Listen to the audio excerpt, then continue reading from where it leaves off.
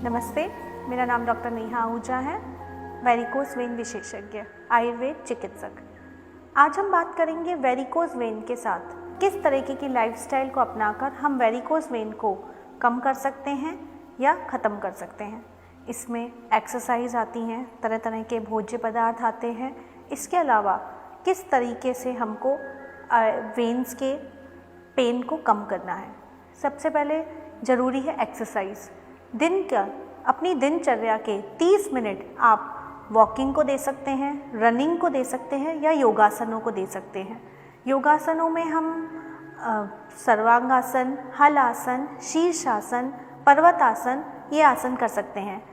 Target हमारा calf muscle को squeeze करना है, क्योंकि वेरिकोस वेन में जो वेन्स इफेक्ट होती हैं वो हमारी पिंडलियों की मसल्स यानी कि काफ मसल्स होती हैं। ऐसे आसन या ऐसी एक्सरसाइज जहाँ पर काफ मसल्स में ब्लड सर्कुलेशन बढ़े वो हमारे वेरिकोस वेन को कम करेंगी। इसके अलावा साइकिलिंग, वॉकिंग, रनिंग ये सभी वेरिकोस वेन में आराम दिलाते हैं। इसके अलावा लेग रेज का अर्थ है कि टांगों को ऊंचा उठाना। जब आप सारा दिन काम करके, यूजुअली देखा गया है कि वेरिकोस वेन उन्हें होता है जिनका सारा दिन स्टैंडिंग जॉब है या लगातार सिटिंग जॉब है, तो उन्हें लेग रेज ज़रूर करना चाहिए। वे अपने घर जाकर 10 से 15 मिनट लेटकर अपनी टांगों को किसी सहारे से ऊपर उठा के रखें और इस दौरान आप अपना मोबाइल देख सकते हैं, कोई मैगज़ीन पढ़ सकते हैं, कोई न्यूज़पेपर पढ़ सकते हैं। इसके अलावा पिल्लो का बहुत महत्व है। जब हम वेरिकोस वेन के पेशेंट को रात को सोते समय या जब भी वह घर पर आराम कर रहा हो, अपनी टांगों के नीचे पिल्लो को ज़रूर रखें। इसके अलावा आप अपनी वर्किंग प्लेस पर जहाँ पर आप काम करते हैं वहाँ 30-30 के फार्मूले को अपनाएं।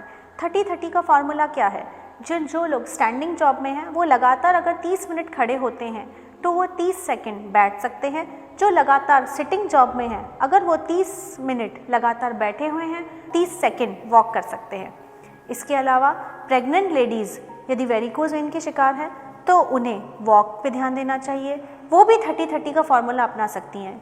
यदि वो घर ज़्यादा देर खड़े होते रहती हैं तो कुछ देर के लिए बैठ जाएं और जब लेटें तो अपने पैरों के नीचे पिल्लों को लगाएं। इसके अलावा एल्डर एज के लोग जिनको वेरिकोस वेन होने की संभावना ज़्यादा रहती है, खास करके महिलाएं, वो भी ज़्यादा देर खड़े न रहें या ज़्यादा देर एक जगह बैठे न रहें।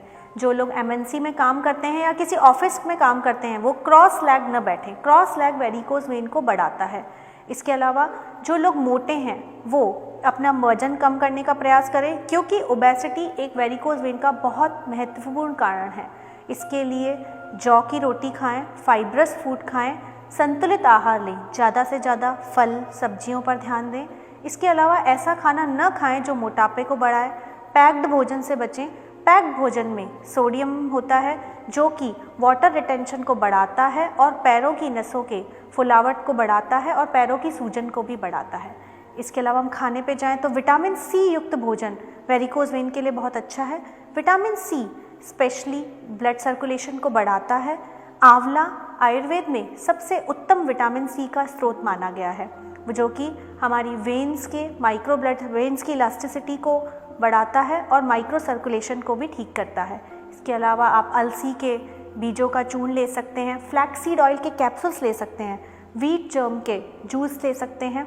इसके अलावा रसोन शीर, जिसे आयुर्वेद में वॉल्स के लिए एक अच्छी चिकित्सा मानी गई है, 2 से 4 लहसुन की कलियां आप लेकर दूध में उबालें और उतना ही आप पानी डालें और इतना उबालें कि दूध शेष रह जाए। इसे रसोन शीर कहा जाता है।